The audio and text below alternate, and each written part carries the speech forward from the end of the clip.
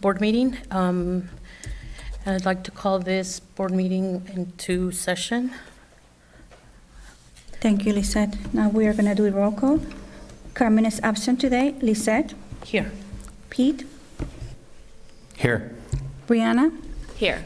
Mary Beth? Here. Jamie is also absent today. And Martin? Here. We have quorum. Would you like to lead us in the Pledge of Allegiance? Allegiance to the flag of the United States of America and to the republic for which it stands, one nation, under God, indivisible, with liberty and justice for all.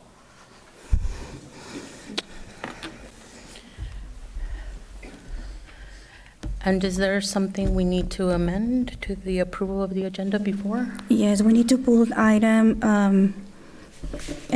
on the consent agenda. Hold on.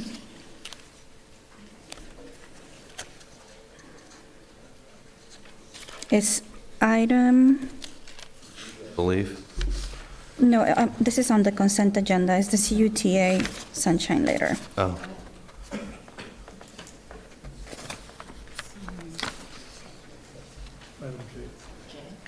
Jay? Hold on. Okay. Oh, Jay. 5J. This is at the request of CUTA. Got it. I'll motion to approve the agenda as amended. I need a wait. second. No, then we discuss? I don't want to approve it yet. Then you bring another amendment, another motion. Okay. Yep. I am, Hold on, let me ask for a second to remove this item. I second that item. Removal of that item. All in favor, please say aye. aye. 4 + 1. Okay. There's a process with the board stuff that I'm still unsure about, and so since we all can't talk, here we are. Agenda item G, I am not aware of our legal counsel reviewing the superintendent contract, and that wasn't made aware to me, and we didn't have legal counsel there during like the interview process, and Carmen's not here to say whether she brought it to our legal counsel, and so I'm not ready to approve this unless we're willing to talk about every item on there and make changes if needed. So you got to say, Oh, what do you want to do? I motion to remove the superintendent contract right now. I second that. Now we just. I would like to make a new motion. Can I make a new motion?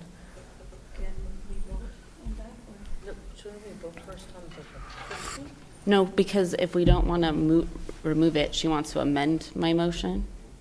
Can I rescind my second? Then you could. No, make a because comment. now she has to, now she can amend it, right? Okay. Amendment to Brianna's motion? I would like to make a new motion to amend it. A new motion. So do we need to vote first, or can I make a new Amending my motion? motion or no? Yes. Yes. So now she just amends We everything. need to vote and then you will say Oh. if it passes or not. Okay. I'm sorry, I was not on the microphone. So we need to vote, and if it doesn't pass, then you do your motion. Even if it passes, you can do your motion. Okay. All in favor, please say aye. Aye. Aye. Those opposed, please say no. No. Okay, we have 2 to 2, so it doesn't pass. Okay. So I would like to make a motion to approve the agenda as presented. We have the request from CUTA to remove item 5G, J. did we say? J. No, because you're saying as presented, Presented. but previously we I already would like removed. to make a motion to approve the agenda with the consent item removed. Okay, So so we moved. have Mary Beth and I Lisa. guess I'll second, yeah. All in favor? Can I say no then? But this will just keep going. Well, you got to, Yeah. so, And it's Yeah. a tie. So we have to vote, right? But Okay. we can't discuss the motion on the table? You can discuss the item when we get there, and you can decide not to vote and postpone. Okay. That's, okay, that's fine. So Or the vote. vote and approve. Okay. All right, so we are doing Mary Beth's motion to approve with the consent item removed. All in favor, please say aye. Aye. Those opposed, please say no. No. 3, 2, 1. Did you say yes, Martin? I didn't say. Okay, +1. Passes. All right, and moving on to our spotlight of the coast side, would Dr. Miramontes, would you like to introduce our guests? I would. I think we're going to adjust here because I think there's an accident on Highway 92, and we're hoping that we get more from Kings Mountain coming here. But let's start with the school celebrations, and we'll start with Dr. Batia introducing the Half Moon May Girls Varsity Basketball Team. Let's give them a big round of applause.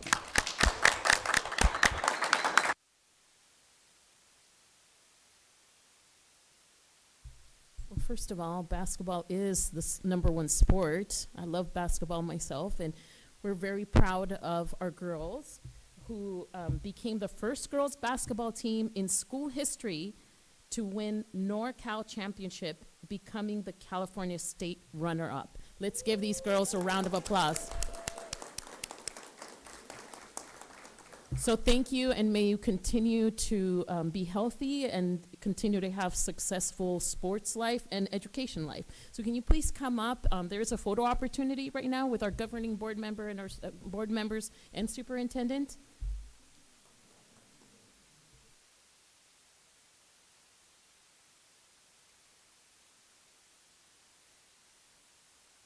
And none of this could be done without our coaches here. Mr. Berrigan, do you mind naming your coaches again? I'm sorry. Sure, I'll do this.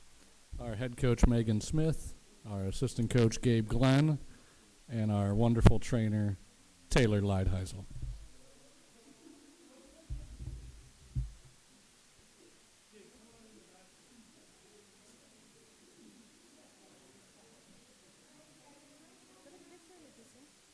Yo también.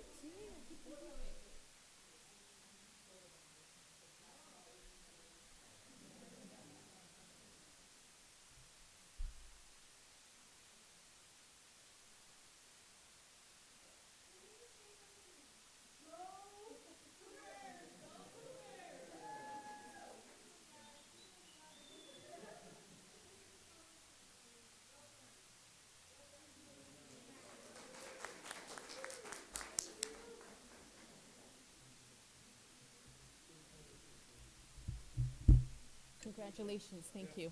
Thank you.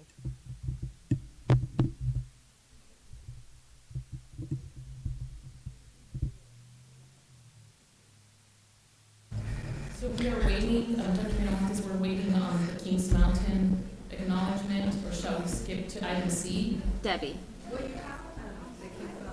Yeah, okay. Congratulations, ladies. Good luck. Congratulations.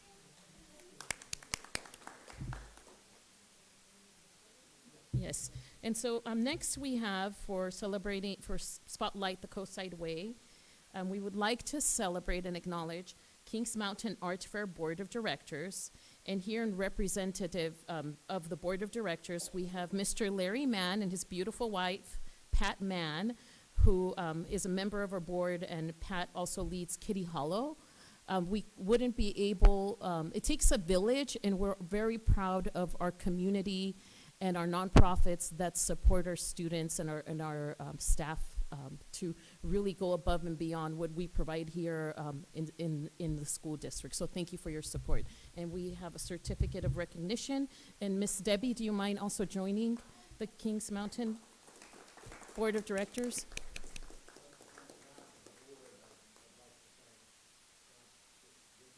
Oh, would you like to come to the mic so that we can?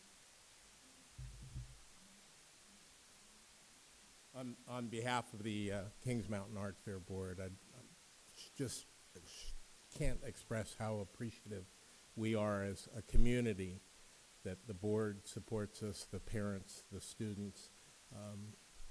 We have a 50-year-old son who attended Kings Mountain, Cunha, and Half Moon Bay High School. And he's a wonderful child because, as you said, it does take a village, and we appreciate it and hope we can continue to support and find ways to help each other. My wife, Pat, as was mentioned, she runs an area of the art fair called Kitty Hollow. And over the years, she gets a chance to see the children, not just of Kings Mountain community, but the kids that come up from the coast side, and see them develop as participants in making crafts. And ultimately, they will, as students of the Half Moon Bay High School, they're able to earn community hours, community service hours, helping. So it's kind of a full circle for us as a community. So once again, thank you so much for all you guys do. So.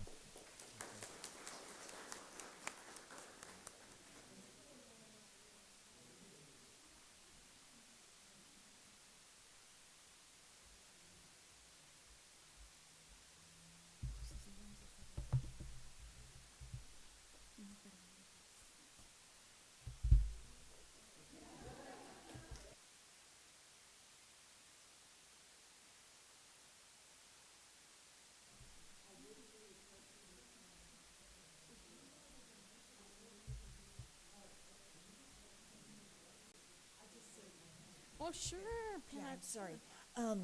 I'm really grateful to the Coast because I have to have 17 volunteers at any given moment in that area with that many kids. And so I really pull upon student volunteers, and I've been really fortunate to have created a liaison with Karen Hoffman in the real life learning program. And I just found out that she's going to retire, so I'm kind of sad. But I'm coming down on the 21st of May to the high school to put on a demonstration and try to get volunteers for that Labor Day weekend. So thank you very much for your offering that helps me too. So I'm grateful. Thank you.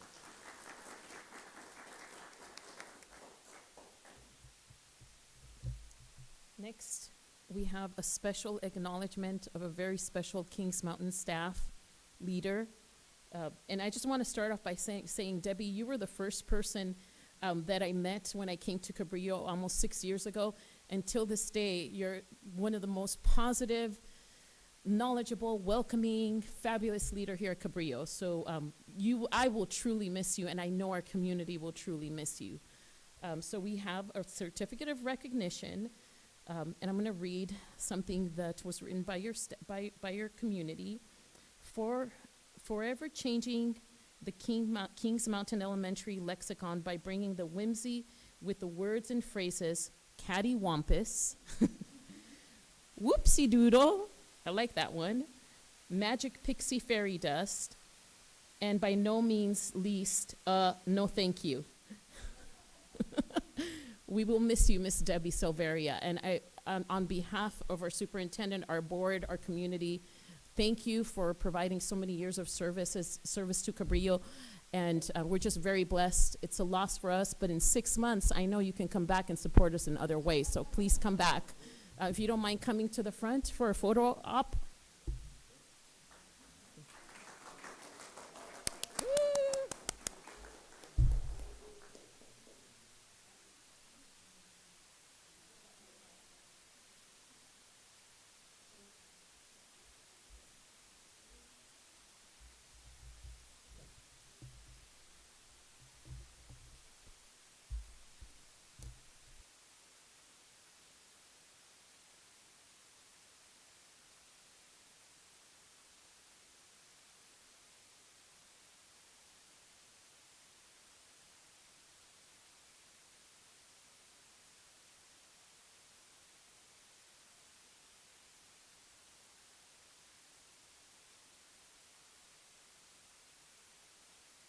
I have one thing to add that I will never forget about you. My daughter, when she started the district, she was also part of the program, and by accident, we got the wrong booklet because she had a special program with, I forget her name, it's a teacher from Fairlawn View. I am really bad with names. And you hand delivered it to my house because we had gotten the wrong curriculum. So that just shows what a valuable person you are and how much you cared. Thank you.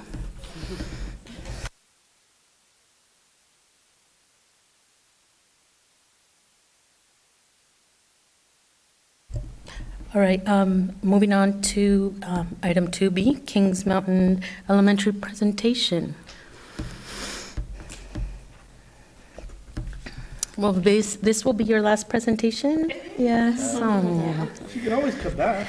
Yes.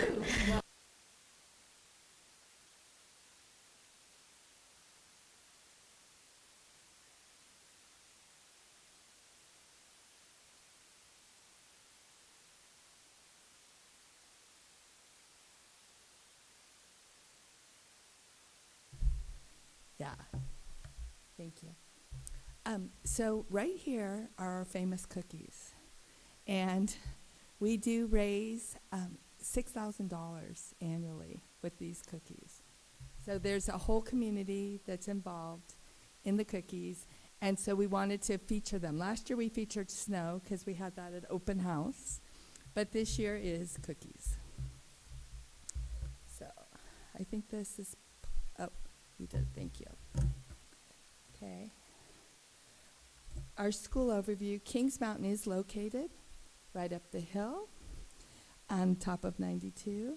We're a TK through 5 school with 3 multi-age combination classes. We take pride in our ability to foster the development of creative, courageous, and compassionate human beings who are committed to realizing their full potential while supporting others to do the same. The school promotes a powerful, cohesive partnership that actively involves students, parents, teachers, staff, and the community in accomplishing our mission. Let's see, is it this one? No, went the other way. This one, the big one. Okay, here's our breakdown of Kings Mountain groups. You'll see that our socio and economically disadvantaged is at 24%.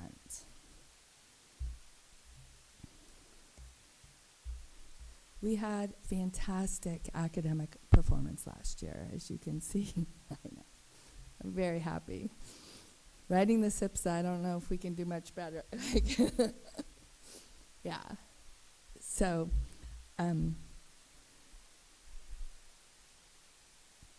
our enrichment learning opportunities. We have PE, the HEAL Project, Community School of Music and Arts, which is also called Music for Schools, Art in Action, the TK through 5 science class. The art fair actually every year does give us a grant for an art fair, for a science teacher. And they've been supporting our school. I've been there 22 years, but they've supported our school and the community forever. And it's been around for 72 years. We had young audiences hip hop this year with our VEPA money, and right now we've got young audience Latin dance, which is fantastic. Our educational celebrations, we have Stone Soup every year. We have a 100-day celebration. Our Great Kindness Challenge this year, we did a sock drive for Love for LA and provided, we sent 122 pairs of socks because there were 5 schools that were impacted by the fires, Pacific Palisades and Altadena.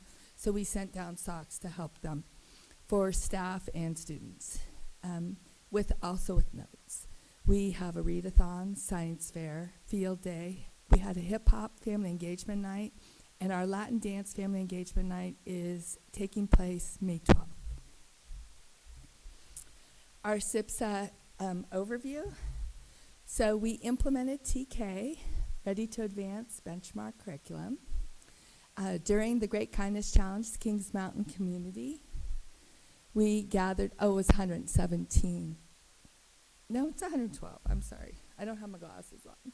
112 pairs of socks to send down for Love for LA and provide students whose schools burnt down support.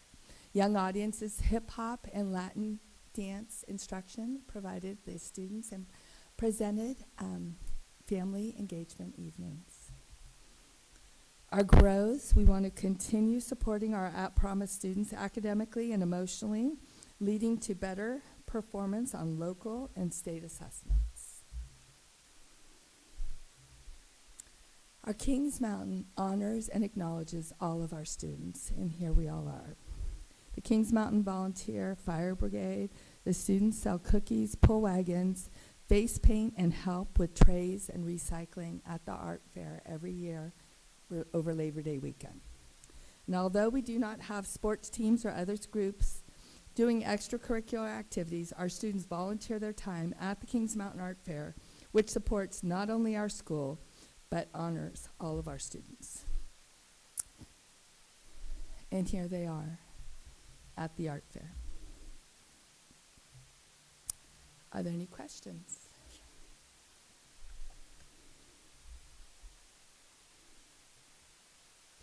I don't have any questions. I mean, everything speaks for itself, and Thank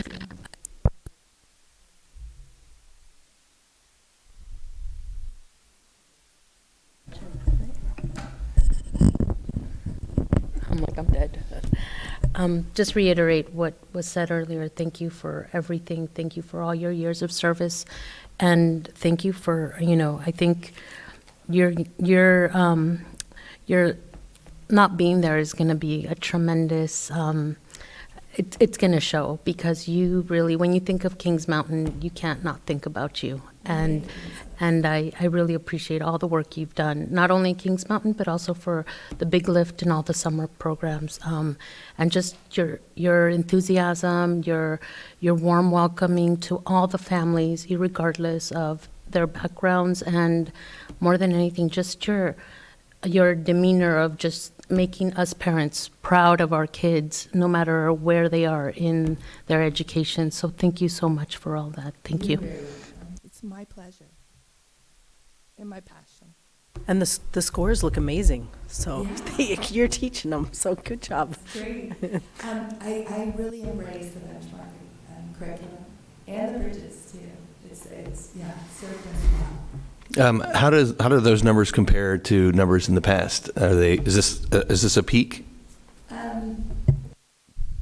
No, we usually do pretty well. It is a peak. It's higher than, right. I think our SIPSA last year we wanted to get 85%, so we got a bit higher, but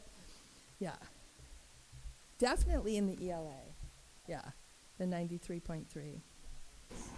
Nice job. Thank you. If I may, I'd also just like to throw a little shout out to a couple of people here. I know Debbie and the rest of the teachers do a fantastic job up there. And Leslie, I've been up to the mountain multiple times, at least 2 handfuls, just driving up when they get a chance. And Leslie, the administrative assistant, if she's listening, I know it's Administrative Assistants Week, she is doing a phenomenal job running the front office, the cafeteria, the playground. She is everywhere. I think I saw like 3 different Leslies all over campus in the same time that I was visiting there. And then also, as we've mentioned, it takes a village to raise a family. I've had the opportunity. I'm hoping that Brian or Byron and Don, both from the KMP, your parent group that's up there. Ben. Yeah, fantastic. I've met with them a couple of times, and they are right on, along with all the other parents. So just, again, kudos to the school community up at Kings Mountain. Thank you. And we did celebrate yesterday. We had a whole assembly and presentation. The kids made cards for Leslie. Yeah.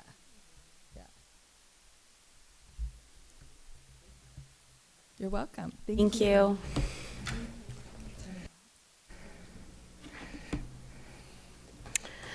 All right.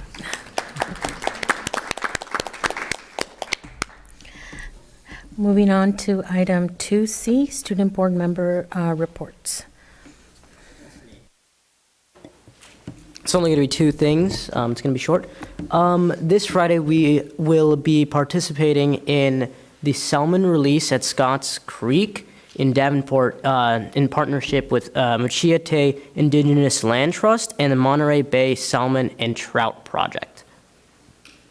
And then this Wednesday, we had Pillar students help teach El Granada students a variety of different things at Elkis Ranch. I was one of those students. It was a lot of fun. I appreciate the parents that came along with the El Granada students. They were making sure that all the students were well behaved. I didn't hear like any complaints about any of the students from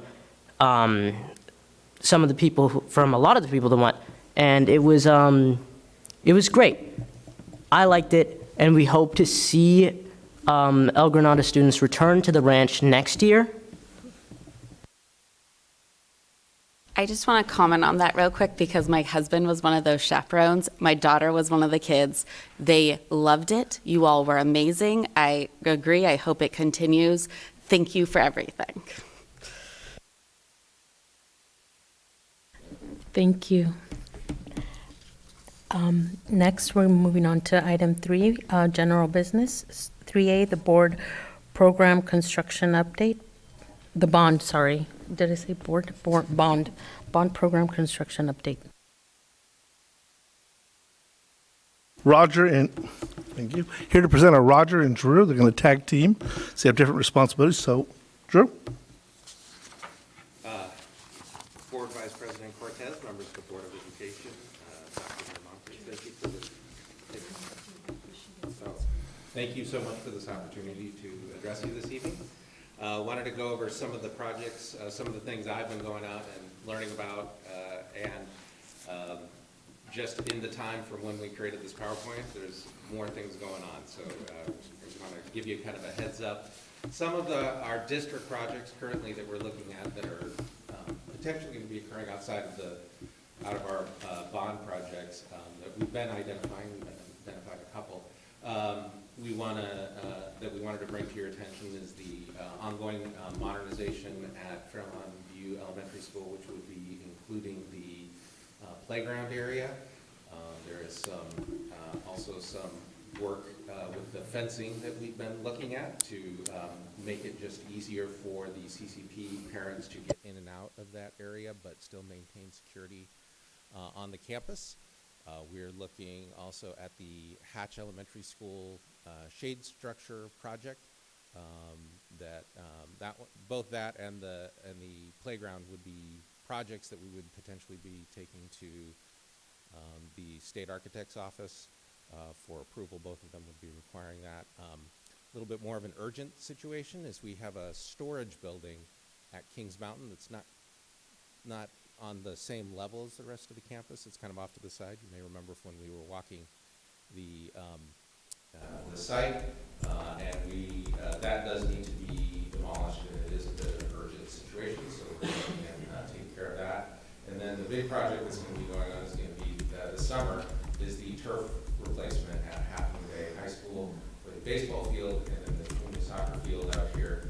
And just wanted to shout out to the support that we're getting from the community to make those projects happen. I know it's tough. That is one of the major play and recreation areas that we have in the summertime for students, and it's not going to be available this summer, but it is very important that we get that taken care of quick. So we will be working on that for the summer. Those fields have been an ongoing process. We've had several meetings. We're having weekly meetings at this point to make sure that it stays on time and on dime. We've got input from Mike Berrigan of the high school and all of the people that support him. We've also been getting input from the various groups that use the field over here at Cunha to make sure that that's done. We still have a target start date of June 9th, and right now we are ready to make that happen as they go. So that is going to start happening for sure. Wanted to talk a little bit too. We've started the process at Half Moon Bay High School developing a facilities master plan for that site. That's an important first step in this whole process of really taking the high school to the next level. The facilities master plan really is the ask. It's the formal ask. It will come to you for your approval, and that's how you're saying to everyone, this is our vision for what the high school could and should become. It's going to include a lot of projects. We're going to have to prioritize them. The bond will probably not cover everything that we want to do at that high school, but we want to have a very clear vision, both from the community and also from the staff and the employees who are using that space on a regular basis, what that is going to be. And in our first meeting that we had, these were some of the areas that really came out in terms of what some of the comments were that were going on. We just met earlier this week on Tuesday. We got a lot more input, a lot of those this time focusing around not just classrooms and making sure that we have a standardized classroom size that is consistent with the entire state of California, but also to make sure that we have the other facets that are important to contributing to having a really positive learning environment up at the high school. And so the areas of focus, you can see, we're looking definitely at academic spaces, making sure those are up to snuff, making sure we've got infrastructures that are in place, that the athletic facilities are top-notch, making sure things are safe, and really creating an overall experience and making sure that as we create that, it serves our students, it's also serving our community as a whole. It's really critical, especially given the amount of use that that facility gets for recreation, but also for safety, because we have to remember that that is one of our safety meetup points for the region. So that's going to be very important to take into consideration as well. I am sure that when we bring to you the facility expansion plan, we're going to see those all fully fleshed out. And with that, I'm going to turn it over to Roger to talk about what we're doing. Thank you, Drew. Good evening, everyone. I'm Roger in charge of Sahar with Banner Construction Management. And while Drew updated the group on the planning activities for the bond measures, I'm here to discuss the current construction activities. So what we have here is the Measure K bond program schedule. And there's a list of the projects that are currently underway. Farallon View, of course, is at the top, and then we have El Granada is also there, showing Farallon View is scheduled to complete at the end of August, and El Granada's phase 1 is scheduled to complete in the end of August, occupancy in July, and then towards the lower portion of the schedule, we've added the construction for the athletic fields at Cunha Middle School and Happy Bay High School baseball field. So those activities are currently shown on the new schedule.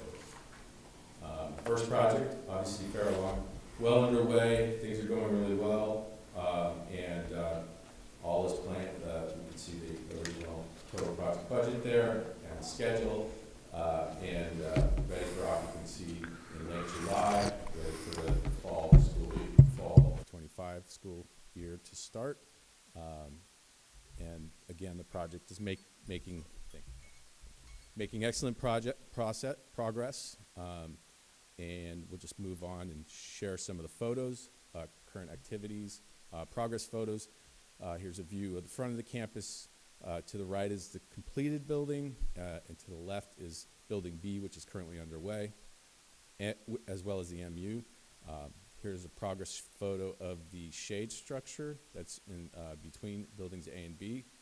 We're closing on painting that area, and then there'll be new concrete poured here shortly in late spring and during the summer. So that area will open up for the fall school year. Here's a little view of interior activities at Farallon View inside the classrooms. There's a view of the skylight in the center, and then sheetrock just about ready to start.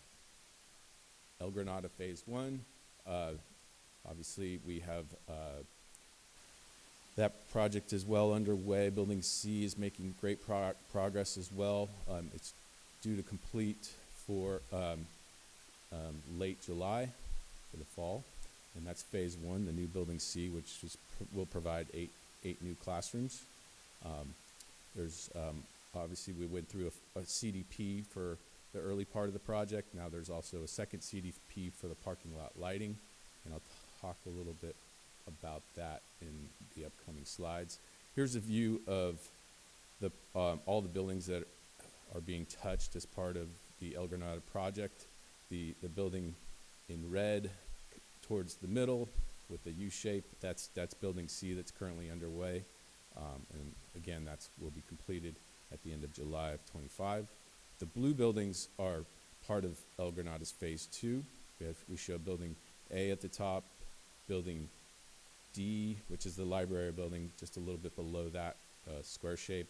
To the left of that is building K, and then the MU is also going to be having some modernization activities occurring. As far as parking lot lighting for the El Granada project, we did come to a conclusion of lowering the 5 light poles that are in the current design to 18 feet. That design will be completed by the end of this week. That will be submitted to the county and is the recommendation that the district's proceeding with. From there, the county will reach out to the MCC for their approval. And from that point, if the MCC approves, then we'll move on to a legal hearing. And the next steps will be, after the hearing, is if we wait for public comment. If there's no public comment, then the lighting will proceed. And we can any questions on lighting? I have some questions, but you go ahead. Yeah. Go ahead. I do. It's not just it's more of a general question. Sure. So what we have decided to go with the lighting zone 2, or no, 1. Yes. How is that with, when you're taking into consideration the input of the community, the neighbors, and all of that? How is that something that? That's a good question. So that current area is categorized as lighting zone 2 right now, and with the help of our lighting consultant, the district has made a declaration because of where it's located and it's almost rural nature, that it can, and some of the sensitive environmental factors of the area, as long as being close to the water, as well as being close in a neighborhood. There are guidelines in the IES guidelines that allow us to declare that as the lighting zone 1, which allows us to lower the light levels and still meet certain safety principles for the parking lot. You're welcome. I'm happy that we're coming to the end of the lighting for El Granada, for sure. I guess the last question I had is, the last time this came up, we had some questions around making sure that the lighting plan, that our legal team had an opportunity to look at that to make sure that we're mitigating any kind of liability risks. Can you talk about whether or not that's been done? So our lighting consultant has done is an expert witness and has done several cases and has reassured us that what we're proceeding with will be acceptable in court of law. However, we can certainly share it with our internal legal folks as well. I mean, given the attention that the project's had, it's probably a smart idea just to make sure that we're dotting our I's. Mm-hmm. Yeah. Part of the reason we went with that legal or that consultant is because of his specialty in those type of cases, especially being mindful of the legal risk. So my question is regarding the plan to communicate to our community members. And I thought we had discussed that we would send them something before we went to the county so that if there was like a significant issue, I don't think there is, I think this sounds really good, but it went to them before it went to county, so then we wouldn't have to deal with the back and forth. That is accurate. Okay. We are going to, before, we are going to reach out to the local community and those that were involved before. Right. Okay, thank you. So our team was going to do that, but I went to our board first to bring the attention to the board before we go out to the community. So we're informing our board. Roger will get out to talk to our principal and our staff and that school site council and the team there, and then the broader community of people that came in. I think they will be very happy knowing that I think it's almost 6 feet lower. And it's a whole different zone area that will protect our students and families and still work well with what the community is expecting. Yes, and then along with that, there'll be a lighting schedule that will be sensitive to the neighborhood, and we will program those lights accordingly. So moving on to photos and just progress photos. Here's a photo of our last 2 buildings being completed as far as the framing and waterproofing.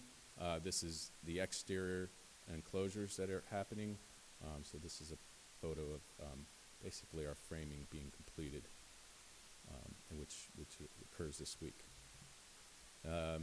Here's a view of the inner courtyard. It's a view that not everyone gets to see right now because it's behind a fence. But this will be the inner courtyard where students will be able to enter the classrooms from this area, and also there's seating areas and other areas and play areas that they will have access to once the area is opened up. Here's a view of the electrical infrastructure work that was happening it's been happening for the last month, but during spring break, especially, there was a major effort from the project team to install this conduit in the occupied side of the campus. But this in essence brings power to the new building from our existing power supply. Here's a view of one of our classrooms and also the ductwork that's being installed and showing significant process on the inside of the building. And then here is a view of our roofing materials. Always a good sign when the contractor has their materials waiting to install. So they've procured this material and it's waiting. It's actually started installation. So this is all being installed at the time. And getting prepared for installation of sheetrock in the coming weeks. And any questions? I have questions for Drew. Drew, I have a couple questions. So if others have questions too, I don't want to dominate the time, but you mentioned almost offhandedly that you weren't sure that the current bond would cover all the things we want to do at the high school. Can you speak to that, or is it just a sense that you have, or do you have information that's sort of, suggesting to you that we're going to be short? I think a lot of this depends on the facilities master plan. Okay. So, like, for example, in the process of developing that, let's just imagine a world where we decided, for example, to move the pool, turn it into an indoor aquatic center, build an additional gymnasium, whatnot. There's nothing wrong with the community coming forward and saying there and bringing to you a facilities master plan that lays out all of those types of things. Because at a certain point, as a board, you need to have a blueprint of, like, this is where we want to go. This is how great we want to see it in the community. And when it comes to that, and given the fact that, we have escalating costs and that it's an aging school site, there's, infrastructure issues and other things that need to be addressed. If we want to go about this authentically and say, this is what we really want, we can't all the time be saying, oh, well, but what? This is what we want. We want great things. Then it turns into the conversation about, okay, how are we going to pay for it? Well, we've got a school bond that is very generous, and it's very generous from the community. But I think looking around the state, and certainly talking to people that I know from just Southern California and around this area, you find that there are communities that have gone out 4, 5, 6 times, for school bonds. It's really a question, I think, of what is really the will of the board to say, this is what we want, and then to find the most efficient way to go about it. And of course, bringing that back to you and saying, okay, these are the priorities that we would like to see. We need, it's just a given. We need amazing classroom spaces that fully empower our teachers to really implement the curriculum and the programs that they're doing. And so if we're prioritizing that, then there's other projects that may have to wait or may have to be scaled back in some cases. But I think to not simply put out the declaration and say, but this is what we want, that's what really, I think, drives the will within a community to say, okay, well, did you implement this first one in an amazing way that really dealt with all those issues? And the other piece I would just say is, with the Science and Arts building up there, it's a newer building, but it's not new anymore, and so, with it, if we imagine, say the next 10, 15, 20 years, that's going to be the old building. And so going back in and constantly doing those upgrades. Now, granted, now we build thinking in the future a lot more than was done in the past. So making sure that as we're building in the infrastructures of learning as we move forward in the 21st century. So. Thank you. Mm-hmm. You have a question? Yeah, also, I know things are getting more expensive, so everything is much more expensive. And also, when we get into like breaking the walls or whatever it is that we're doing, we find things that we didn't want to find. So I also think that sometimes those are the hidden costs that unfortunately will also affect us, like for the pool, I mean, I'm not even going to get into that, but for example, I know when we originally spoke about it and the location, we were trying to get a bigger space, but at the same time, if we move the pool, it's like there's all these other like pipes and things that have to, be moved, and that's a cost. So it's like it's all these like hidden costs that we also can't really determine at the moment, but have to keep in mind. For sure, and that's why it's so important to be methodical and to get it right. I just want to add that I know Brianna and I were there, as well as others in the room, but great conversation with teachers, and they were actually looking beyond the classrooms as well. Great conversation about the ingress and the safety of students crossing one road up, all the students from the south side of the parking lot crossing. So we had probably a longer conversation than we had to, but they were great, giving some great input about the possibility of what could happen if we were to move things around, right? And this is exactly what they should be doing, is adding that input. They're there every day.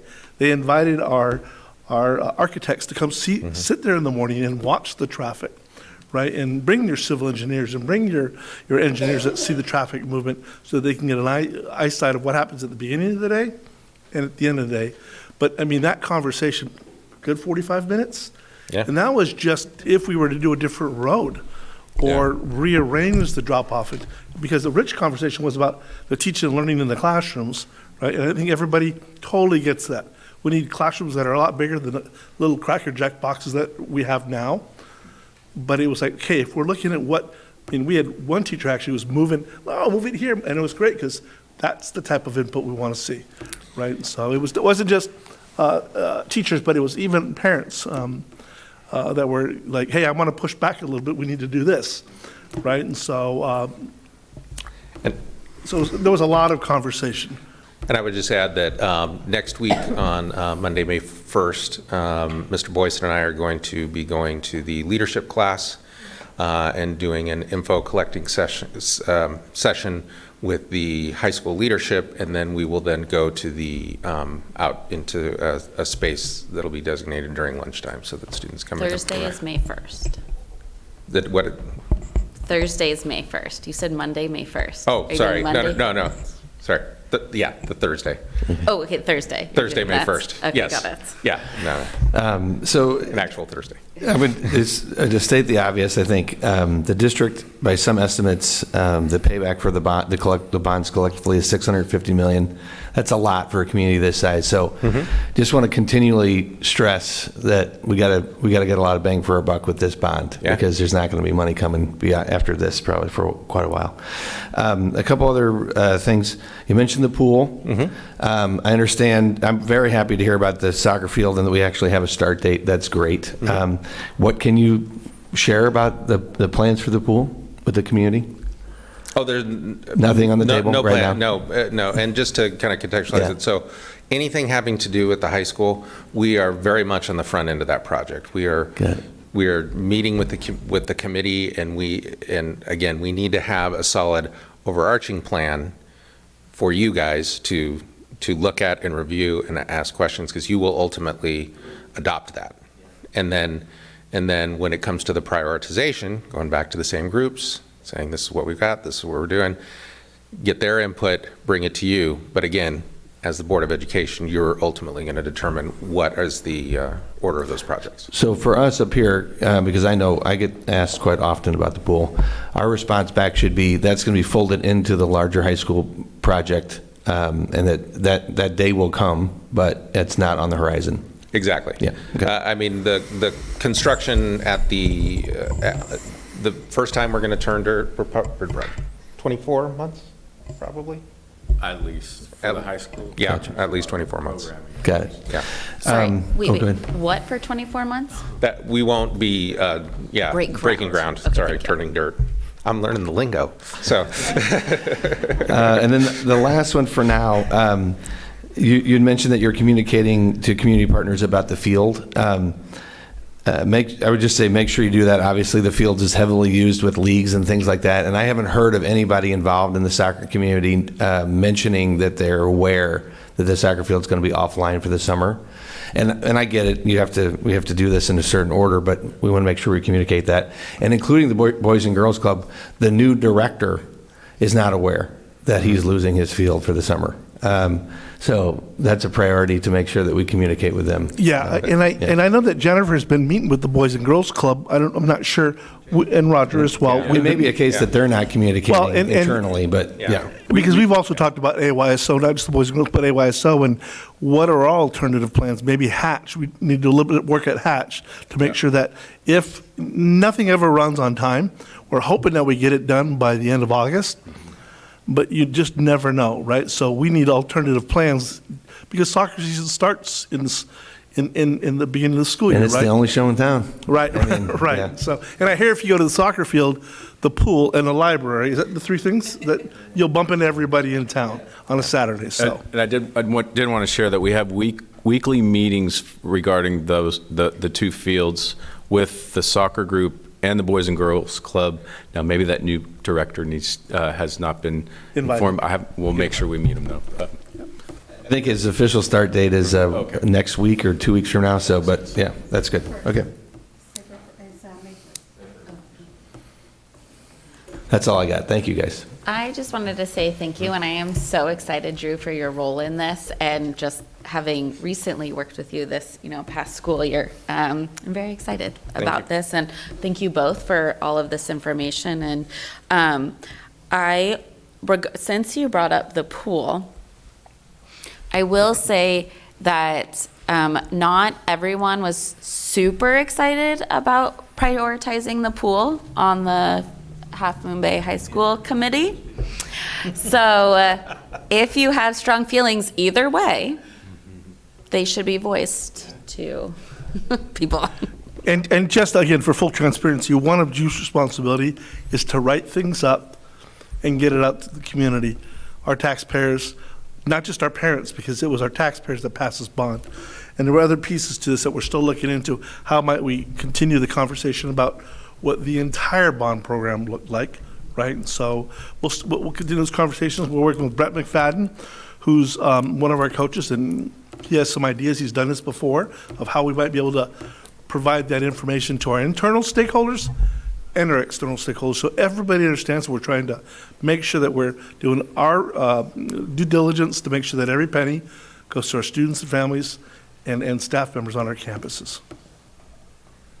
I just want to say I'm so happy that we created this position for you, and I didn't realize how important it was until we physically went and toured the construction sites and realized, that I can't believe we were doing it without someone like you that would be also the liaison also for the teachers, because it doesn't make sense to create a beautiful school if you don't have teachers' input and the community's needs. So that, I'm so happy that you're doing this for us. And I always appreciate the pictures, Roger, but I think, being there, it speaks louder than any words.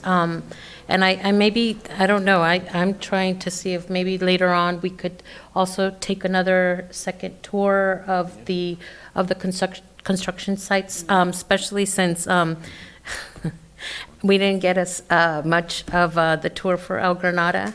It was really funny. So we're there, we couldn't get in, it's muddy. And so then we get there and the construction guy says, "Who are you guys?" And we're like, "We're the board." And he's like, "Well, you don't have the proper shoes." And we're like, "Okay, well, we're not going to go in." And we look around, we're all ready to leave, and we're just like, "Where's Dr. Miramontes?" And then we look to the far, and he's like up on a ladder somewhere, and I'm like, "Oh my God." I was like, "Okay, but we're gonna wait for you over here." But yeah, thank you. And that was really important for us to actually physically be there and see things, because even though the pictures are very helpful, it's like, even with the Fairlawn view, it's like this beautiful view, but then you didn't have a picture of us when you turn around and there's like that old building that is like a sore site. Yeah. So thank you. And that was a long day, and so thank you to you all for making time on a Saturday to come out and really look at our schools that way, so thank you.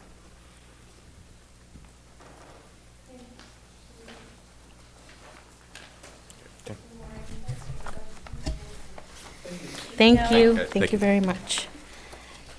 Now we're going to move on to item 3B, approval of resolution number 15-2025, non-reemployment of the classified employees. Dr. Miramontes? Yeah, the next two items of B and C are really the same things. The resolution 15-2025 and resolution 16-2025 are formally required under the Education Code. While you previously took action on these items on February 27th, and preliminary notices were issued to impacted individuals, in accordance with Ed Code requirements, the governing board must approve these final layoff notices in order to effectuate them. Resolution 15-2025 pertains to classified employees, and Resolution 16-2025 pertains to certificated staff members. So I'm just asking the board to do our due diligence to make sure that we approve these so we can move forward with notifying and effectuating these resolutions. Rosie, you want to do, we'll do the first one for classified, and then do the next vote for the certified, right? Okay. Need motion and second to approve resolution 15-2025. I'll make a motion. I'll second it. Okay, now we are going to do roll call. Carmen is absent. Lisette? Yes? Pete? I'm like here? Yes. Brianna? Aye. Yes. Both are correct. Mary Beth? Aye. Jamie is also absent. Martin? Thank you. Passes 4+1. What's the proper, aye? Yes? Both, Me? but more traditional I. Aye? Okay, I want to be properly correct. Aye. Both are correct. Okay, so now we need a motion for item 4C. And this is the resolution 60-2025. So moved. Second? Roll call. Lisette? Oh, Carmen is absent. Lisette? Aye. Pete? Aye. Brianna? Aye. Mary Beth? Aye. Jamie is also absent today. Martin? Aye. Passes 4+1. Thank you. Moving on to item 3D, public hearing and approval of resolution number 13-2025, support of application for eligibility determination and funding designation of authorized district representatives. Dr. Miramontes? Yeah, the Cabrillo Unified School District is seeking to... Thank you. The Cabrillo Unified School District is seeking to access state funding to support school facility improvements by participating in programs administered by the State Allocation Board. Resolutions number 13-2025 authorizes the district to apply for these funds, designates representatives to submit necessary documents, and includes a required public hearing to solicit community input on proposed facility projects in compliance with Education Code Section 101-460B1A. The public hearing must occur before the board approves any project seeking funds under the state school facility program. So just a question about that? We need motion first and then questions. So moved. Second. So this item requires a public hearing, so we need to open and then close the public hearing. Okay. Open. Anybody? Close. Right? Yeah, now we can do discussion. I just want to make sure I'm clear. So we're going to vote on this, and the thing that we're voting on is to empower the district to seek these funds. Got it. Ready to vote? If you'll vote yes, then it will pass. Oh. Mm-hmm. Okay. So Carmen is absent. Lisette? Aye. Pete? Aye. Brianna? Aye. Mary Beth is not here right now. Jamie's also not here right now. Martin? Aye. So passes 3+1. Next item is 3E, approval of resolution number 14-2025, State Allocation Board and School Facility Program Beyond Bond Authority Acknowledgement. Doctor? Yeah. Yes, so the Cabrillo Unified School District is proactively seeking state funding for school facility improvements through the state school facility program. Due to limited state bond availability, the district's applications are placed on the application received beyond bond authority list. It prioritizes and positions CUSD for potential future funding while ensuring compliance with state regulations. So we are getting in line in order to submit. So your place in line gets held and you receive funding sooner. So we're not waiting until these projects start. We're getting in line and we'll have that information sooner. So moved. Second. Can I ask a question? This is for the bond that was passed this past fall, the statewide bond. Is that correct, the funding source? Correct. Okay, got it. Are we ready to vote? Okay. Carmen is absent. Lisette? Aye. Pete? Aye. Brianna? Aye. Mary Beth? Aye. Jamie is also absent. Martin? Aye. Passes 4+1. Moving along, next item is 3F, approval of program coordinator for special job description and salary placement. Dr. Miramontes? Yeah, again, this is as part of our realignment, taking advantage of the talent we have here. We've talked about homegrown talent, providing better services and supports to our students and supporting our staff members. This job description has been created to align our services to special education. I do want to bring up our deputy superintendent, talk a little bit about how we came to this conclusion. Dr. Bhatia? Yes. Give me a second here. So I do want to say that until Dr. Miramontes came and really took a look at resources and duplication of services, unintentional duplication of services that occurred post-COVID with a lot of funding streams that came by to support the social and emotional well-being of our students and families. We had multiple departments, multiple even sites apply for funding and grants that basically provided mental health services to students. That was the positive side. Now, when the funding streams came so fast in services, it seemed that there were multiple people that kind of were like a Venn diagram, would provide the same services at different spots. So thank you, Dr. Miramontes, because he has such an amazing vision that really took a look at the duplication, and this position here would really streamline those services, and in addition to looking at elementary counselors. So as one is adding services to the site, it's important to have somebody oversee those sites, those services at the elementary sites, which again, this will serve by supporting our site principals to relieve them from the more behavioral and SEL services, and have them also wear their second hat, which being an instructional leader and really looking at the curriculum and instruction. So the foundation is the mental health services.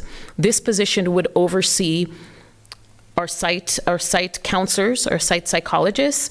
I do want to say that previous to Dr. Miramontes, this position, Israel Castillo, our Director of Educational Support Services, Special Education, would directly report to the superintendent. So that became a challenge for me, particularly as deputy superintendent, because I wasn't seeing what was going on, because it would kind of skip over my desk in our department. And in our department, we also had some mental health services in various capacities. Also, with the addition of the Director of Student Services and Human Resources, there were some SEL services there. And this is not above and beyond, but what Dr. Miramontes has supported our team, and we've looked at this, is we've basically rearranged some of the supports to make it more streamlined. And just to let you know a little bit about what this new program coordinator special education position will oversee, it would lead and guide support with the efforts of coordinated counseling, psychology, and pre-K services for the entire district. As we all are aware, we're adding a whole transitional kinder grade, which is one of the first of 2 kindergarten years, and we are also expanding our preschool programs. And this position would oversee and make sure that, again, as some of you have heard me say, that if we're looking at interventions, it's easiest for us to intervene in the lower grades. If we wait until the middle school and high school, it becomes even more of a challenge, and more resources will be needed to support in the upper grades. So this position is really focusing on that lower grade services for mental health and for social emotional learning.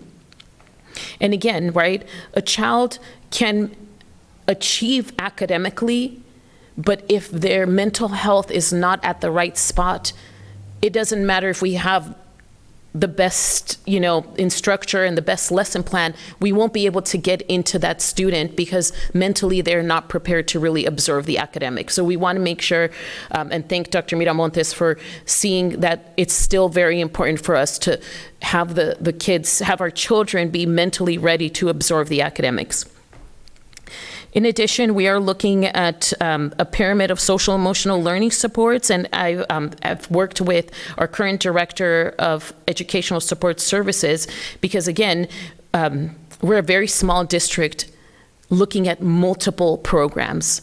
In special education alone, the amount of time that our Director of Ed Support Services is being pulled for some participation in individual education plans in meetings, this is very different than what this second position will do. It'll also support teaching and learning. Again, we will be looking at 2 pyramids of intervention, the SEL as well as the academic.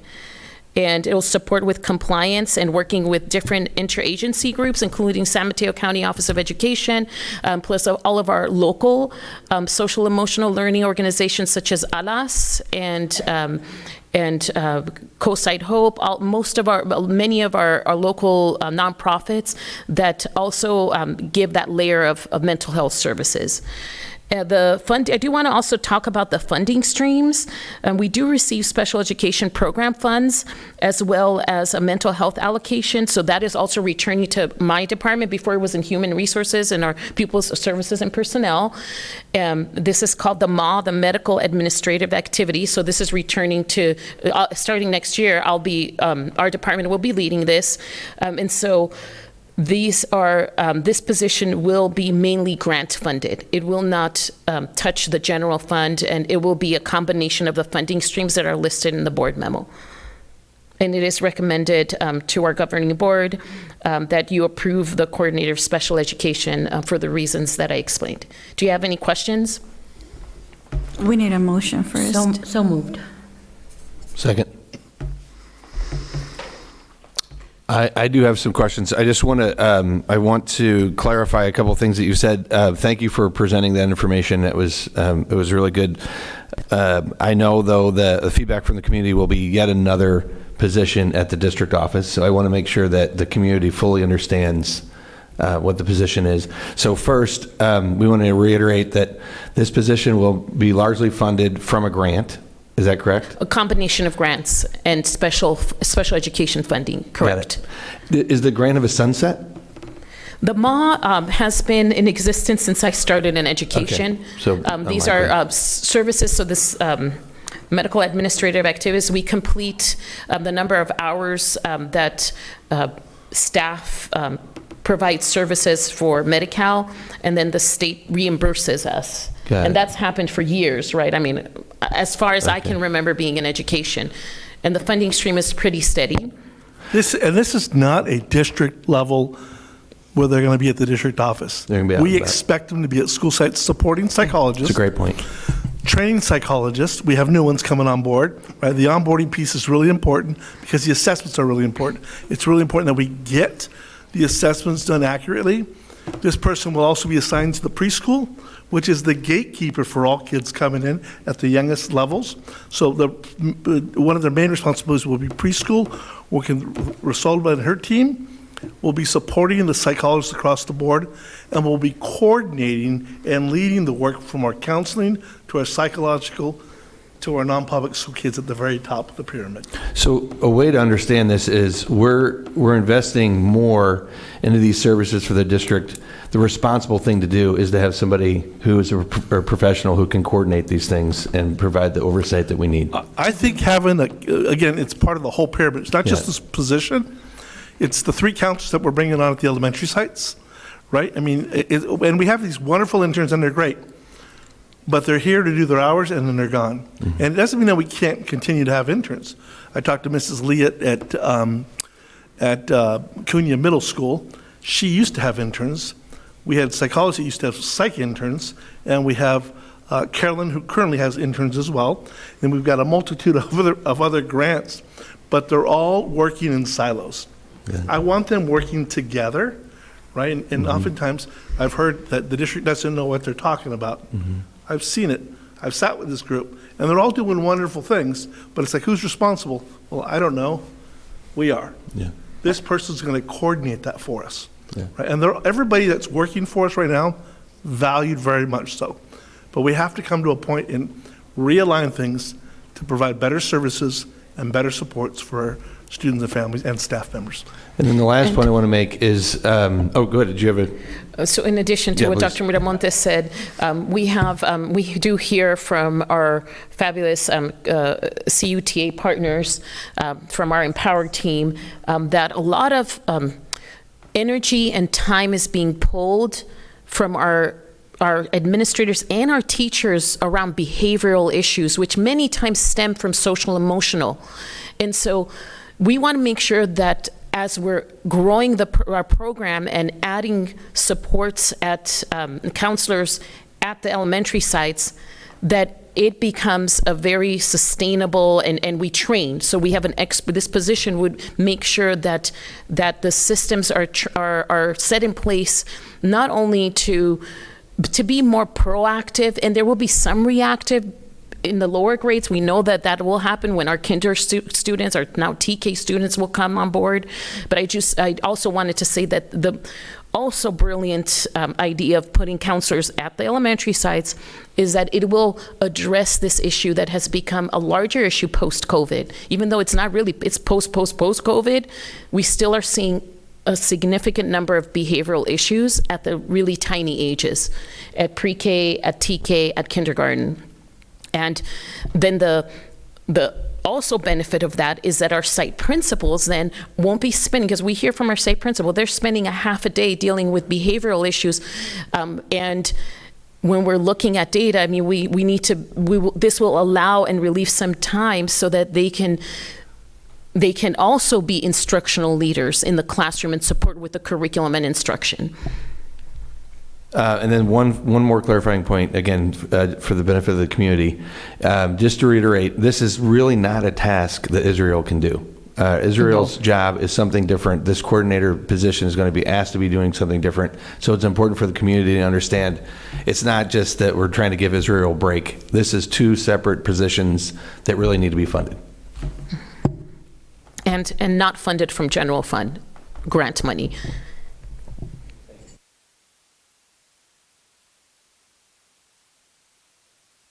Are we ready to vote?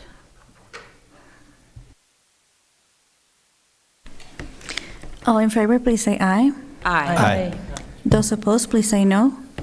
Passes 4+1. And next.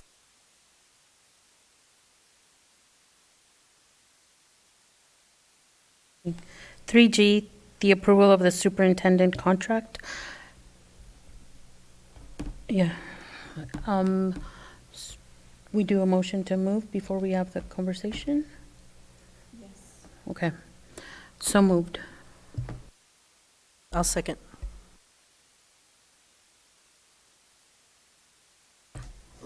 I do not feel ready. Well,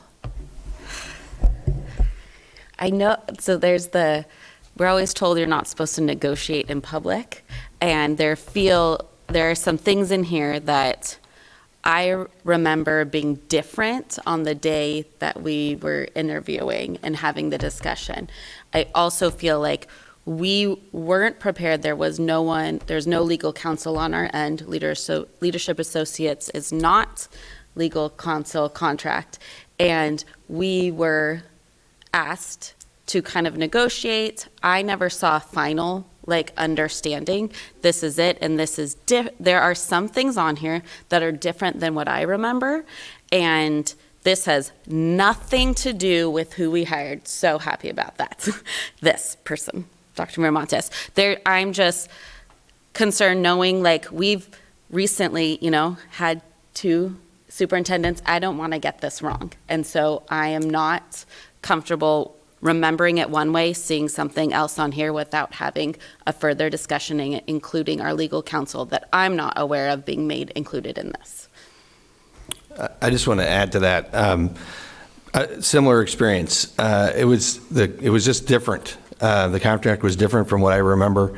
And then as I looked into it further, I learned that there wasn't the oversight from the agency that we hired. And there isn't a strong sense that our legal team has looked over this contract. And so what I really want to do is get in the room with my fellow board members and talk this through and hear everybody's opinion and make sure that everybody's on the same page and on the same board. Because again, I want to reiterate, it's what Brianna said. It's not that I have an issue with the person that we've selected. I support Dr. Miramontes wholeheartedly, but I want to make sure we get this right. It's a lot of money. There's a lot of details. The impact on the district is significant, so we want to make sure that we get it right.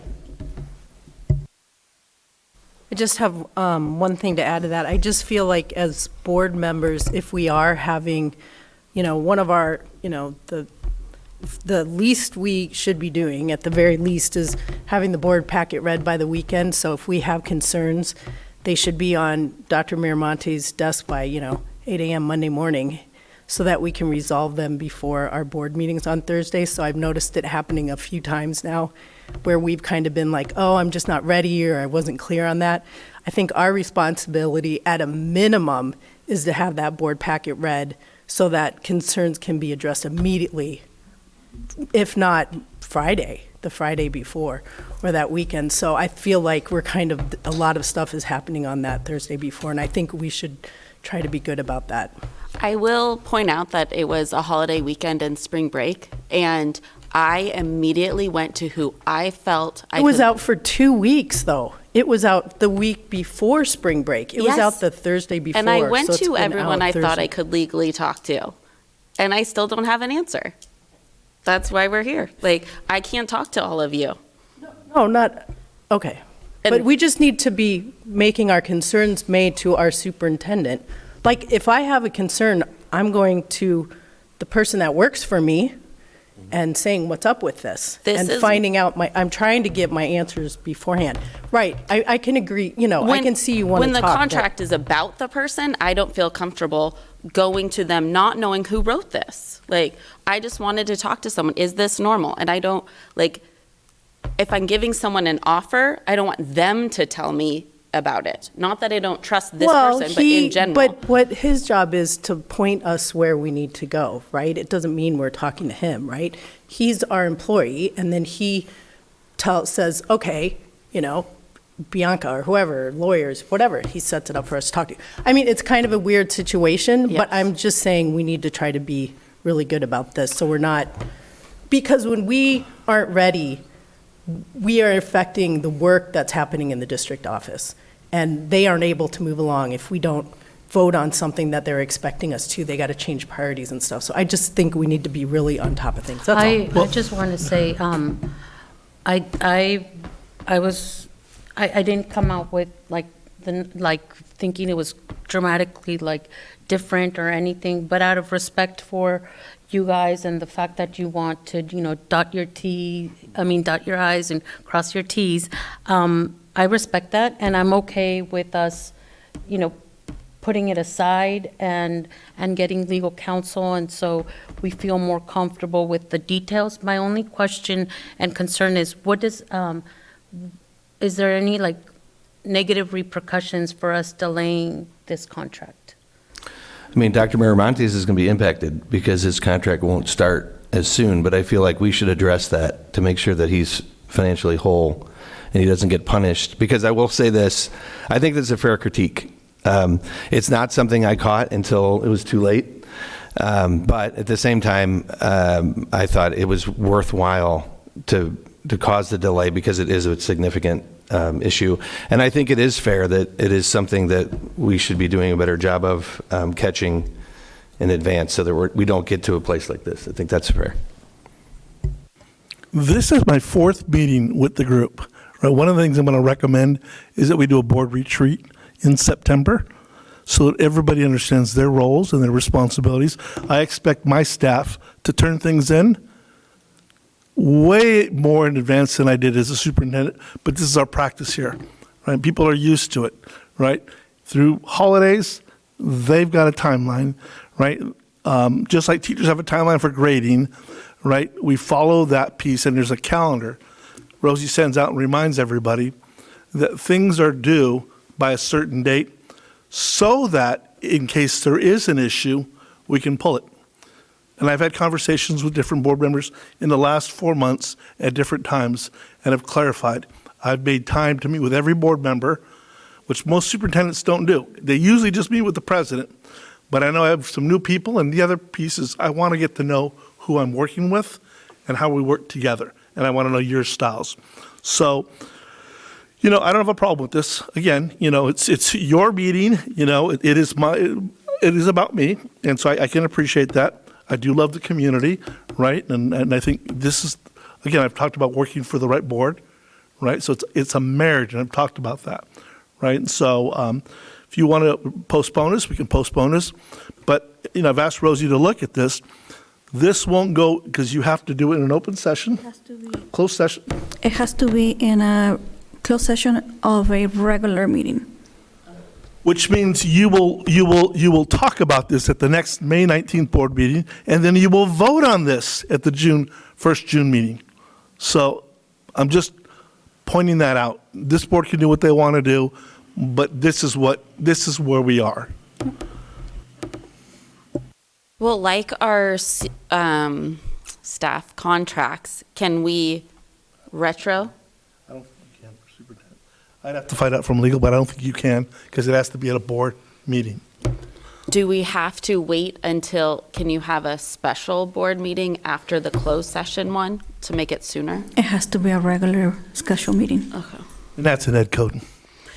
I mean, part of getting this done now is, I don't know if we can like get legal on the phone or anything, or go through what I remember and what's on here that's different. I just don't know how comfortable we are doing that, right? Like in this setting. I mean, it's not responsible for us to pass this without making sure the legal's seen it. That's my opinion. I mean, I understand that there's a 2-month delay, but I'm not comfortable doing that. Can we have a closed session like next week and then do it at the next It board has meeting? to be a regular. It's government code.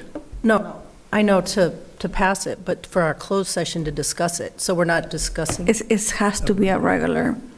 Has to be a Closed session? session after a regular Closed meeting. session has to be at a regular board meeting. So how were we able to do that the first time? Was the first? That was just interviewing. That was different. You were in a special board meeting to interview for the superintendent. And this is when we were talking about negotiation. When we sat in that room, we talked about the legal piece, your end, my end. Leadership is your representative to negotiate back and forth. But yeah, I understand. Yeah, I mean, at the end of the day, we didn't do what we needed to do, and here we are, and the responsible thing to do is to take the time we need, I think. That's my 2 cents.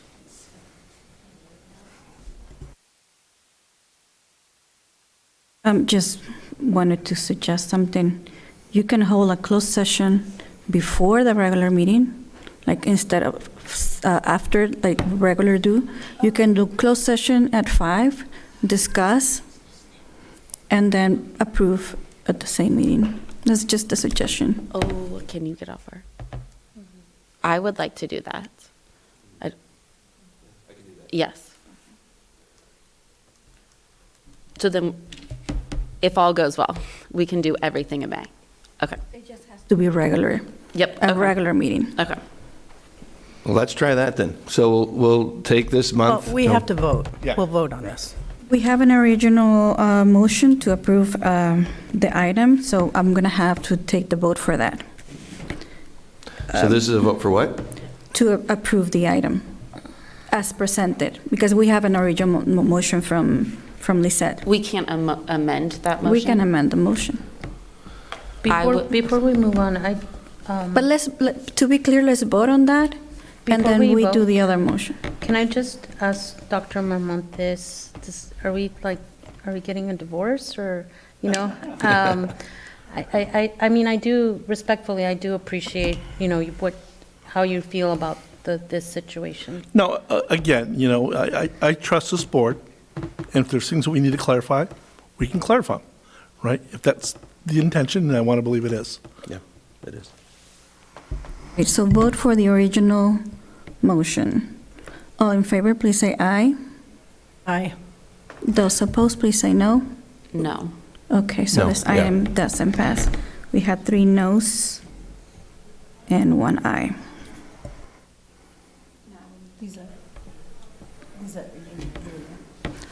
Amend the motion. I didn't really say anything, right? You can amend just to say to table the item to, sir. Say no. She didn't say. I didn't say anything. Oh, No, sorry. I was still It trying still to figure it out. doesn't pass.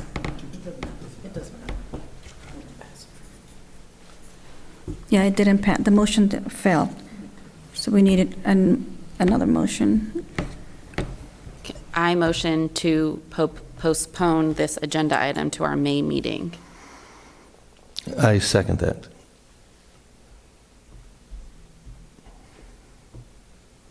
Okay, now we need to vote. All in favor, please say aye. Aye. Those opposed, please say no. No. So now we have a pass, 3 plus 1. 3 to 1 plus 1. Should we do roll call so it's clear? Okay. So this is to postpone to the May 15 meeting. Carmen is out. Lisette? I'm sorry. Aye. Pete? Aye. Brianna? Aye. Mary Beth? No. Martin? Aye. So passes 3 to 1.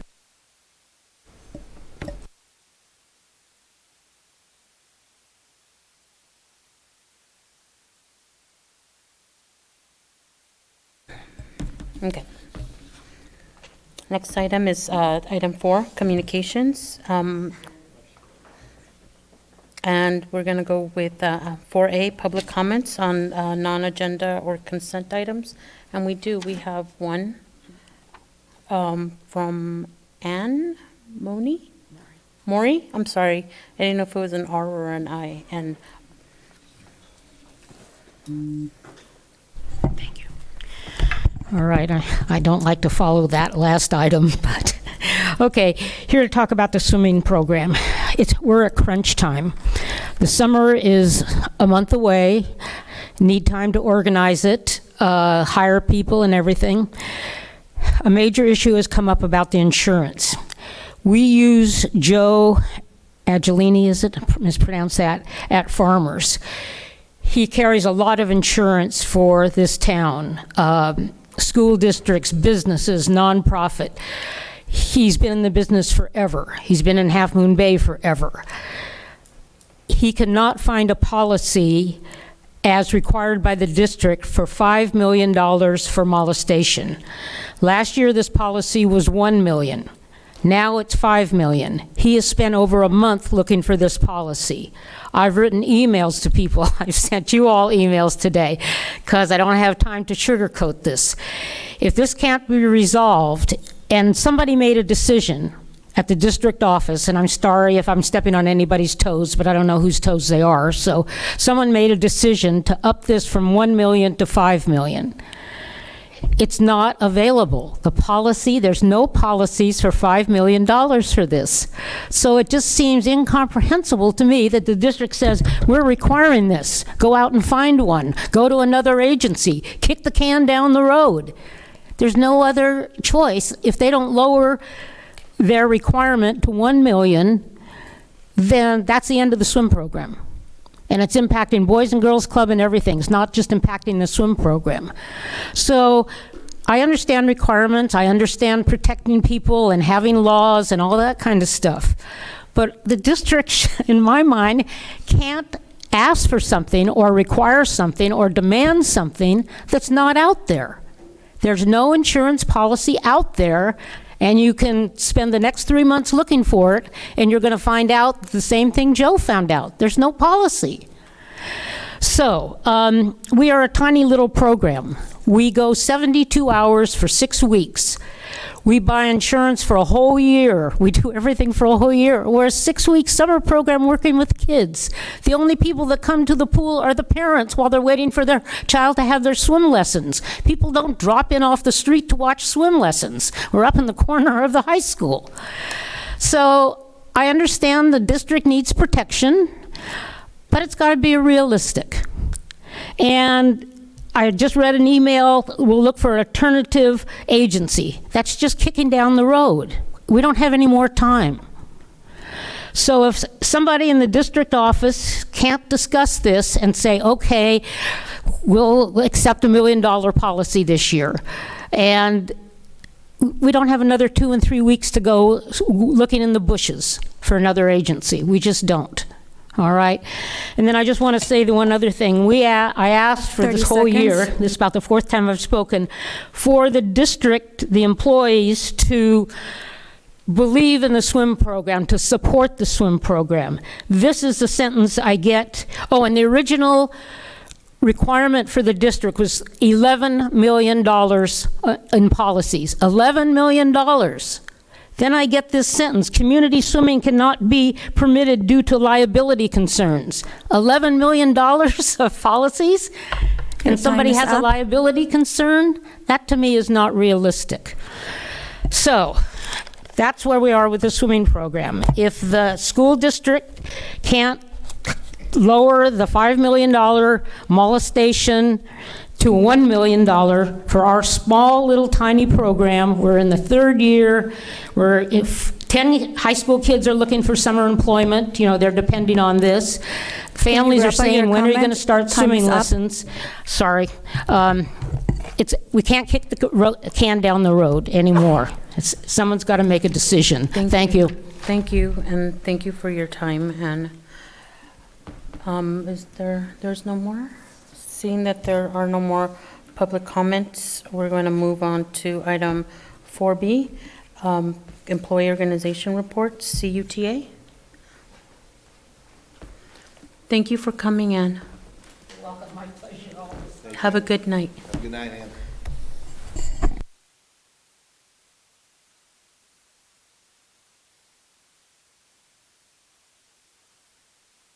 Just went off. There we go. Thank you. Thanks for looking out for me.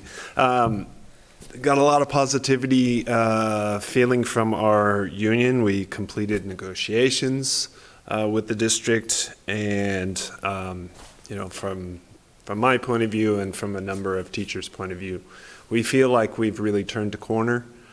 We feel like we're in a much better situation. We feel much better heard and much better appreciated. So that's terrific. We would like to continue and move forward and get to a spot where maybe we're in a 2 or a 3 year contract, just from a secure point of view and so on. The second comment I will make, and final comment I will make today, is listening to the report on the facilities master plan. It sounds like we are, from the teacher's standpoint, we're going to have a lot of input, and that's really terrific. And you know, one of the facts that I wanted to stress, because I was going to speak about how important that is, just at the high school level, we have 11 teachers and administrators that have actually gone through Cabrillo Unified School District. I mean, we're very special in that way. We have a lot of people that come back, that were educated here and come back to be educators here. And having that input from people that saw what kind of things go on in the district and what kind of facilities we have in the district, and know that intimately, not only as teachers, but also as parents and former students. So that's really a huge resource, and I'm really appreciative that we're tapping into that. So thank you. Thank you. And thank you for your time. Next is California School Employees Association, CSEA. Hi. Good, the mic's on. Good evening. I'm Paul Harrison, a paraprofessional with the SPED department at Half Moon Bay High School. I'm also the VP of our local Chapter 45 of the CSEA. I'd like to support Mr. Carey's comments in regards to the offer to the bargaining unit. I felt that was like a real breath of fresh air to see and hear. I think it was well received from the staff members and the faculty that definitely at the high school, and multiple employees that I've talked to at other sites. I'm also happy to report we've recently held a productive and amicable negotiation session with the district led by Bianca Forrester. We're pleased with the progress we're making and looking forward to continuing the progress and further negotiations in a transparent, dignified, and respectful manner. Also, just a little anecdote over the spring break, some 3 CUTA members and myself went on a field trip. We took 34 students to 6 Southern California universities. It was a really heartwarming trip to take and see the universities through these students' eyes. Many of them, you know, they will be first generation college students. So it was really cool to see how they kind of assessed the schools and what they liked about the schools. It was a really great trip. That's all I have for you guys, but thank you. Thank you, Paul, and thank you. Thank you for sharing that trip. That's amazing. Thank you. Next item is item 5, consent agenda. And I guess we're making a motion to approve it with the amendment of removing item 5G from the agenda. J. What did I say? Okay. I'm thinking in Spanish. So you need a motion? I'm thinking in Spanish. So moved. So second. Okay, Carmen is absent. Pete? Aye. Brianna? Aye. Mary Beth? Aye. And Jamie and Martin are absent. Passes 4-0. Next item is item 6, government board reports, and we will move on to the board member reports. Anybody wants to start? Oh, my mic was off, sorry. Do I have to repeat myself, Mary? I can go. Go ahead. Just a few things I wanted to talk about with all of you. I am for our San Mateo County School Board Association, so the SMCSBA. I am an area representative, so basically they take our county and they split it up into different areas. I was last year too. So I'm one of our representatives from Area 1.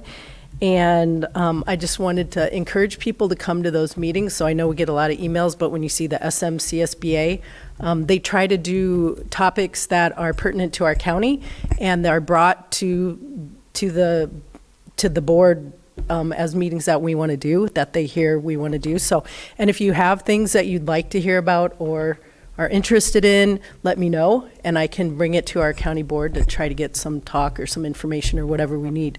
But it's pretty interesting, so if you have stuff you want knowledge on, let me know. The Kent Awards is coming up May 2nd, Friday, May 2nd. And those awards, I think last year we got 2 Kent Awards. And it's really nice to recognize our people that are working so hard at our schools and what they're doing. So it's really nice. I don't think we have one this year, but it's nice to support others because a lot of people came to support us. And it's also nice to hear what people are getting these awards for, because there's some really innovative stuff going on in our county. And people are getting these awards and they're talking about these awards and they're all there. So if you're interested or sounds interesting, it's a great chance to talk, to learn about some innovative things going on. So that's on Friday, May 2nd. We can sign up for that. It's a dinner and a presentation. Usually they have like some kids come and do some kind of musical presentation or, you know, something kind of going along with the theme. I'm also a California state delegate now. So I'll be representing California School Boards Association, CSBA, at the state level to help form policy for CSBA, to help form policy through CSBA. And this year, it's a weekend in May, so it's May 17th and 18th. And the way they break it up to kind of make the information digestible is they have 4 different pillars they break it up into, and one is secure, fair funding. Another one is strengthen local governance. The third is improve conditions of children. And the fourth is ensure achievement for all. And so they split us up into one of those 4 pillars. And I'm on the secure, fair funding cohort. And the 2 things we're kind of looking at in particular that we'll be talking about is both at the federal and the state level. So on the federal level, they're looking at our federal funding, basically. So Jennifer has helped me gather some numbers for that. You know, our portion of federal funding to our district it ends up being about 3%, just under 3%. And you guys might have already talked about this in the budget committee, but it is a concern. So they're trying to see how big of a concern this is for districts across the state. So they've given us some homework to come with to talk about that. And then on the state side, they're worried State budget appears stable and revenues are trending slightly positive. But for a second year in a row, they're trying to do a manipulation, again, of Prop 98, which would hold back about $1.6 billion. And CSBA is seeing this as problematic and likely unconstitutional. So that's another thing we'll be discussing in my pillar. But so again, if you have, stuff you have interest in or thoughts on, let me know, because I'll be going to that in May. And then just locally, we got a lot going on. I think there's an art show tomorrow, and then the ELOP parent engagement event's coming up on the 22nd at Hatch. And the other thing I want to make sure we've all marked our calendar for is the annual education conference for board members. It's called AEC, Annual Education Conference. And this year, it's December 3rd through 5th in Sacramento, and that's a Wednesday through Friday. So we gotta, take our time off work now, get our calendars in there. But that's coming up, so mark your calendars, December 3rd through 5th. And that's all I have. Thank you.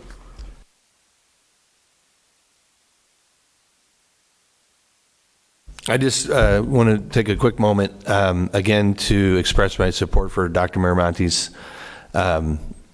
This is an unfortunate speed bump, but it, again, just does not reflect, at least I can speak for myself, my confidence in his ability to do this job. So I just wanted to say that publicly with my time.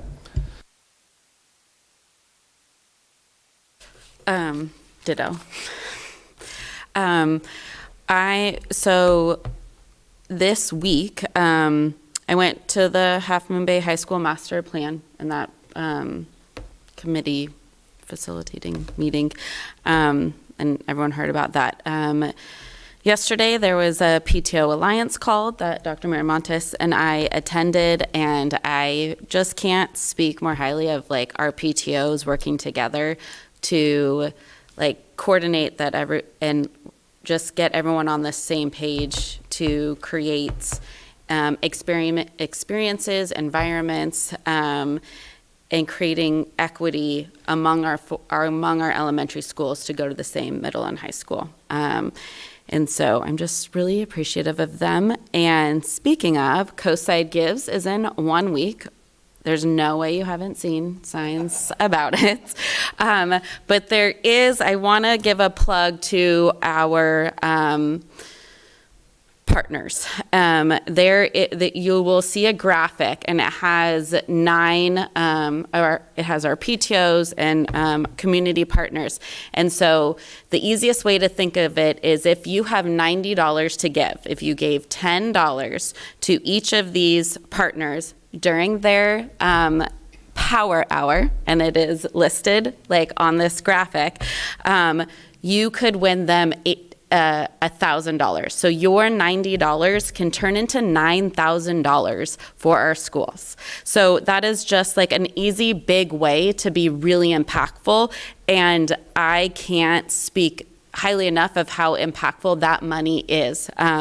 Some of our district administration came to the El Granada Arts and Science Day on April 11th. That is my elementary school, so I was volunteering there. And that is only done with dollars like this. And it's been 52 years of that day. So it's just, these are things that are really relied upon. Lastly, I just kind of want to make a comment to, I take this role very seriously. It is a role, though I have a job, I am volunteering a lot, and I'm going to the meetings that I've signed up for. So I am doing my best and not always going to get it right. I'm still figuring out my place in when I receive phone calls about a split class or a pool. I'm still figuring all of these things out. So I hope everyone will give each of us grace as we, spring is crazy. If you're a parent, spring is just insane. So I hope we can all just continue to learn and grow through this time. It's month 4 for me in this role, and my goodness, it's going. Did you say it was $90 gets you $9,000? Yeah. That's exactly what the negotiations teams were asking for. $90 for 9,000, right? We put in 90, we get 9,000. That's the new math we're teaching here at Cabrillo Unified, right? So, no, fantastic. And yeah, the PTO Alliance, I mean, if you want to donate, I have a pamphlet that Amber Streha left me, so I'm going through and tagging what I'd like to donate to. So, for the week, happy Administrative Assistants Week to all our administrative assistants out there. I am a little bit biased, so I've got an incredible administrative assistant that takes care of not only myself, but the 5 members that are up here as well. So thank you, Rosie, for all that you do. I want to thank Jennifer Marsh and Jaime Rico for taking care of our school facilities. This past week, over the break, the Hatch Library was painted, and the fading doors in the multipurpose room were also painted. So Jennifer and Jaime, thank you for getting out there. And that's one of the things I'm going to expect, is that our facilities come up to a higher level, right? We can't do them all right now, but where we can start moving on things, we're going to start moving on things. I don't know if anybody's noticed or said thank you. I want to say thank you publicly. And once again, I want to thank the Half Moon Bay High School girls basketball team. It's quite an honor to get not only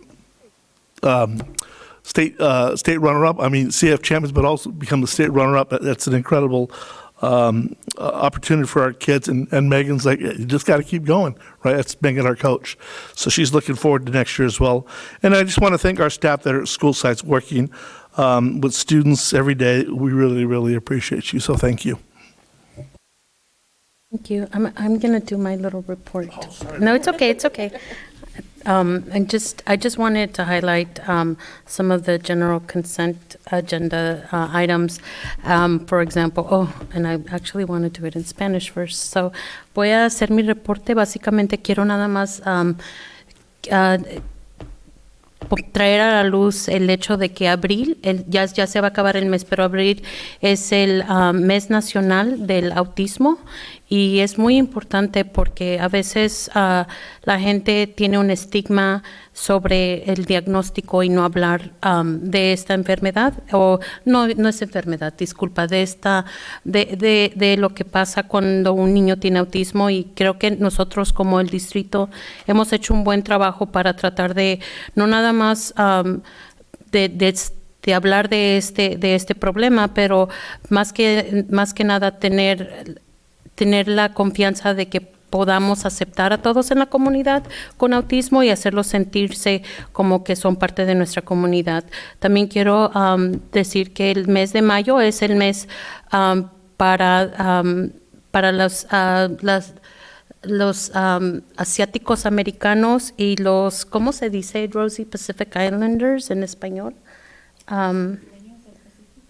¿Cómo? Isleños del Pacífico. So, toda esa gente que viene de que tiene esa sangre por sus venas o familias o son de esa descendencia, nada más quiero darles qué bonito es saber que tenemos tantas diferentes culturas y las importantes contribuciones que ellos han hecho para este país. Y no hay muchos en este pueblo, pero más que nada tiene que ser reconocido que son parte de nuestra comunidad. También para la comunidad judea americana, y ellos también igualmente el mes mayo también es para ellos, y esa es una comunidad que yo respeto mucho por su empeño para seguir con su religión y tener que pasar todo lo que han sacrificado y también todas las contribuciones que nos han dado en la historia, en la cultura y en nuestros derechos civiles en este país. Y también quiero hacer saber que la segunda semana de mayo es la semana para lo de Estoy pensando, salud mental, la salud mental, que es tan importante. La doctora Batia habló de eso y diciendo que no importa los programas o los salones renovados que tengamos, si nuestros estudiantes, nuestros alumnos, nuestros hijos, si nuestros niños no están capacitados mentalmente y no están apoyados y no se sienten con la libertad de poder pedir la ayuda cuando la necesitan, todo eso no importa. Es muy importante que sepamos que hay mucha necesidad y que es importante saber que hay gente que te puede ayudar si lo necesitas. Y estamos pasando por un tiempo donde hay cosas muy difíciles y esto es algo que es una realidad y ojalá que todos podamos saber cómo pedir la ayuda cuando se necesita. Y las otras dos cosas que me gustó ver en ese contrato también era lo del Cabrillo Education Fund y el Boys and Girls Club. Ellos son programas que sin su ayuda de ellos, este distrito no pudiera funcionar, no pudiéramos proveer todos los servicios que proveemos después de la escuela, tutoría y preparación para el colegio. Y más que nada, para la comunidad latina hay tantas cosas que nuestros niños no pueden tener esa experiencia por falta de recursos, de conocimiento y a veces falta de tiempo de las familias porque trabajan o son madres solteras o nada más o están aquí viviendo con familiares. So, en ese aspecto quiero darle las gracias al doctor Miramontes y qué bueno que pudimos renovar nuestros contratos con esas agencias tan importantes. I just wanted to say, basically, I know April's almost over, but just recognize that it's the National Autism Acceptance and Inclusion Month, and how important it is for us to, as a district, just move beyond just being aware and more towards accepting and making children with autism feel belonged, and adults in our community, as well as May. And then May is the Asian American and Pacific Islander Heritage Month. And, you know, despite all the hardships and barriers, the people of Asian and Pacific Islander descents have made important contributions to California economy. And even though we don't have a big population in our community, we're all connected. And so in one way or another, it's important to recognize them, as well as the Jewish American Heritage Month, as well. May is also that, and reaffirming, you know, the nation's commitment. I mean, these people, their commitment to their religion and freedom, and the significant contribution that they've made in our history, in our culture, and in our civil life is something to keep in mind. The second week of May 5th to May 9th, is the mental health. It's mental health awareness, and basically it's just important to, you know, like Dr. Batia said, you know, keep in mind that it's a reality. It's something that people are, students as well as parents, we're going through, and knowing that, you know, at the end of the day, people might seem okay, but if they're not okay, we need to make it acceptable so that they could ask for the help when they need it, and when they need to speak up. And just kudos to the Cabrillo Education Fund and Boys and Girls Club, and we're renewing our contracts. And like I said, if it wasn't for them, we wouldn't have all the enrichment opportunities, all the early education opportunities, and college readiness opportunities that our community, our kids receive during school. And I know as a Latina, the Latino community benefits highly from these services, and our kids are enriched in so many different ways and opportunities that they wouldn't have because of lack of resources, lack of just parents not knowing how to connect their kids with these resources, and sometimes time. So thank you, and thank you, Dr. Miramontes, for continuing that relationship with these very important community support members. So, and that's it for me.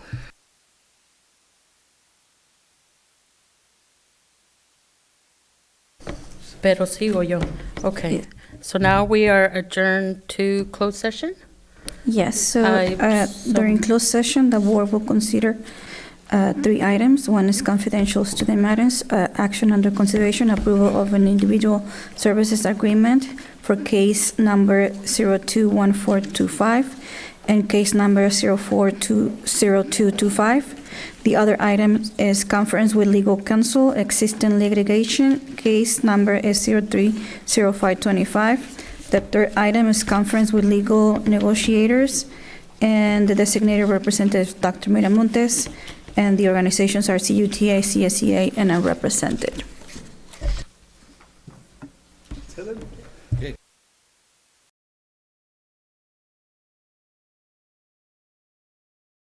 Other comments? Any public comments?